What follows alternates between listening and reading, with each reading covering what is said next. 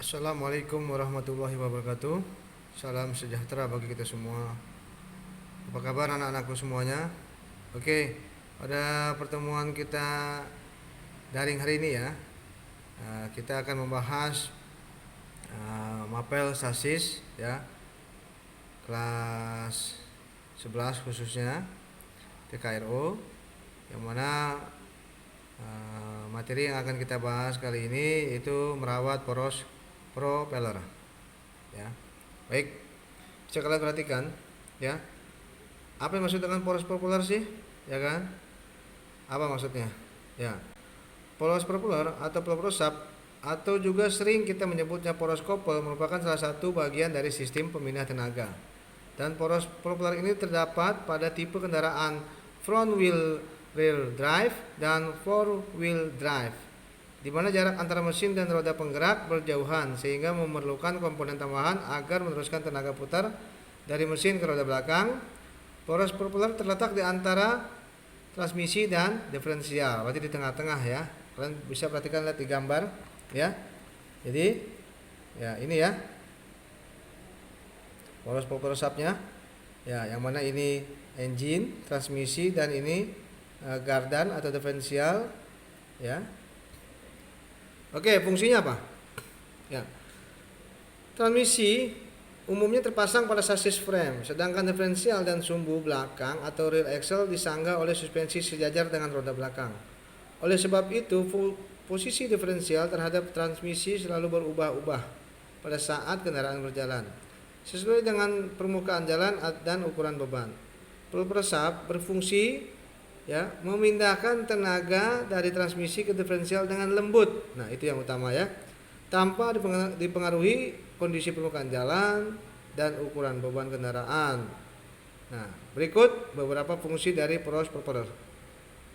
Ya, yang pertama untuk dapat meneruskan atau memindahkan tenaga putar dari transmisi menuju ke diferensial dengan lembut. Untuk meneruskan tenaga atau memindahkan tenaga putar dari transmisi menuju ke diferensial pada saat kendaraan berjalan pada jarak yang tidak rata, turun ya. Yang berikutnya dapat menyesuaikan terhadap perubahan jarak antara transmisi dengan diferensial ketika kendaraan berjalan pada jalan yang tidak rata. Oke, berikutnya konstruksinya ya. Suspensi kendaraan mengakibatkan posisi diferensial selalu berubah-ubah terhadap transmisi ya, sehingga propeller harus dapat menyesuaikan perubahan sudut dan perubahan jarak agar tetap mampu meneruskan putaran dengan lancar. Mekanisme atau komponen tersebut adalah universal joint atau yang disebut dengan U-joint ya. Jadi antara batang propeller subnya itu nanti tengah-tengahnya ada jointnya ya. Jadi lebih fleksibel dia. Pada umumnya propeller sub terdiri dari satu pipa yang mempunyai dua penghubung yang terpasang pada kedua ujung berbentuk universal joint ya, berperan untuk memungkinkan terjadinya perpindahan tenaga dengan lembut tanpa dipengaruhi oleh perubahan sudut. Poros propeller terbuat dari bahan tabung pipa baja. Nah, ingat ya, konstruksinya dia terbuat dari tabung ya, bahan tabung pipa baja yang memiliki kekuatan tahanan ya terhadap gaya puntir. Pada poros propeller juga dilengkapi dengan balance wake ya atau bandul penyeimbang yang terpasang pada bagian luar pipa poros propeller dengan tujuan pemasangan dari balance wake adalah untuk menjaga poros propeller agar tetap seimbang ketika berputar sehingga tidak terjadi getaran pada poros propeller saat berputar. Oke ya. Ini ya, seperti ini gambarnya. Ya. Itu bisa kalian lihat ya, slip yoke atau slip joint, universal joint itu balance wake-nya ya. Merupakan bagian-bagian poros propeller. Ya. Lanjut. Pada kendaraan TV front engine rear drive, mesin, kopling, dan transmisi terletak di bagian depan, sedangkan rear axle dan rear wheel yang dibantu oleh suspensi terletak di bagian belakang. Untuk memindahkan tenaga mesin ini ke sistem penggerak roda belakang, maka digunakan propeller sub antara transmisi dengan diferensial. Panjang pendeknya propeller shaft tergantung dari panjang kendaraan. Pada kendaraan yang panjang, propeller dibagi menjadi beberapa bagian ya untuk menjamin supaya tetap dapat bekerja dengan baik. Untuk propeller shaft yang panjang digunakan 2 batang dengan 3 join. Hal ini dimaksudkan untuk mencegah timbulnya getaran yang besar. Propeller shaft mudah melentur dan jalannya kendaraan tidak nyaman.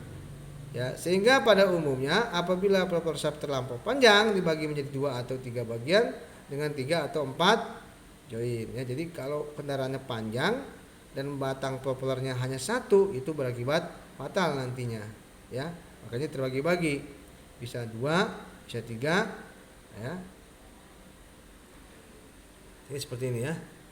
Gambar poros propeller dengan tipe 2 universal join. Nah, itu ya jadi 2 tuh ya.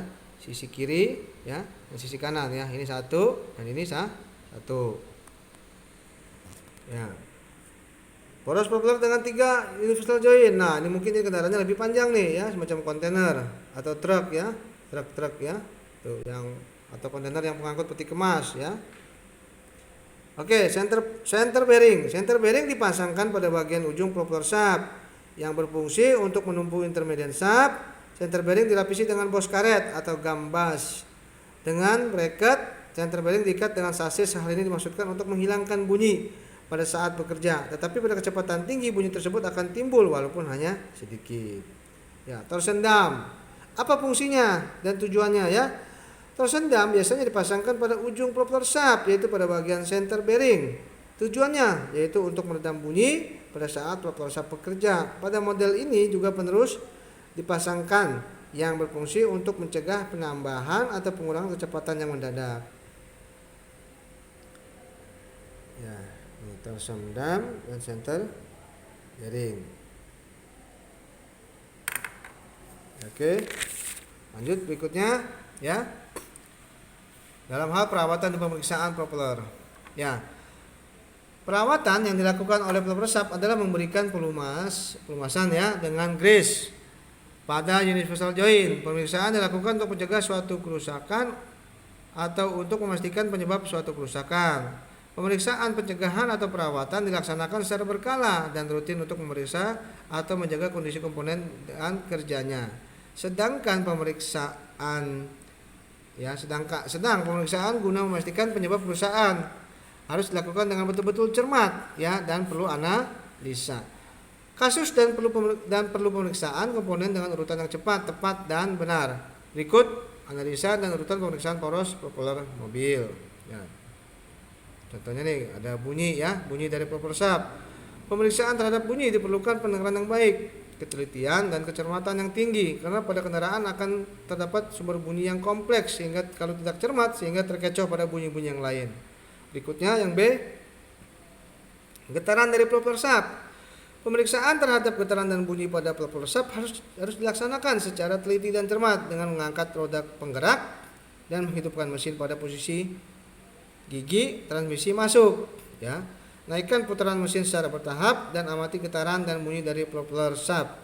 Jika diketemukan adanya getaran atau bunyi dari propeller shaft, maka lakukan pemeriksaan baut-baut pengikat dan atau lepaskan unit propeller dan lakukan pemeriksaan komponen. Jadi kalau ragu di atas bisa dicopot ke bawah ya.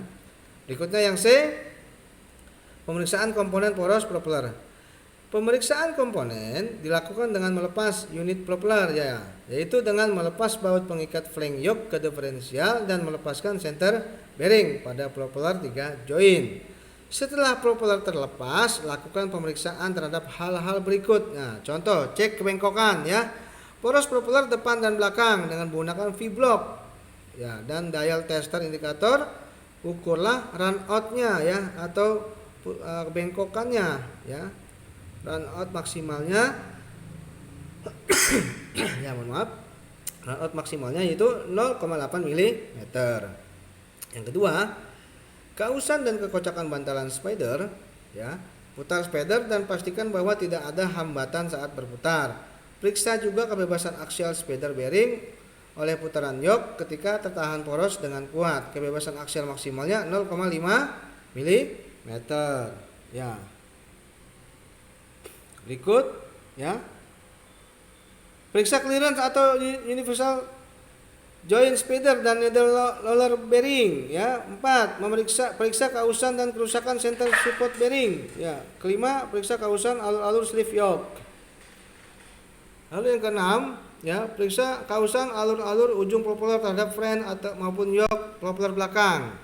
Yang ketujuh ya, pemeriksa karet pusing ya maupun penutup debu pada center bearing. Yang kedelapan, pemeriksaan terhadap keseimbangan atau balance poros propeller.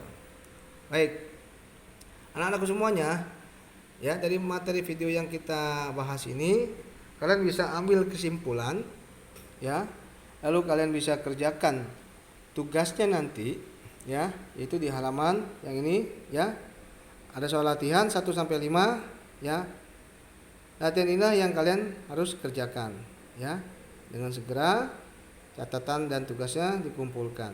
Ya, mungkin itu aja dari Bapak. Wabillahi taufiq wal hidayah. Wassalamualaikum warahmatullahi wabarakatuh.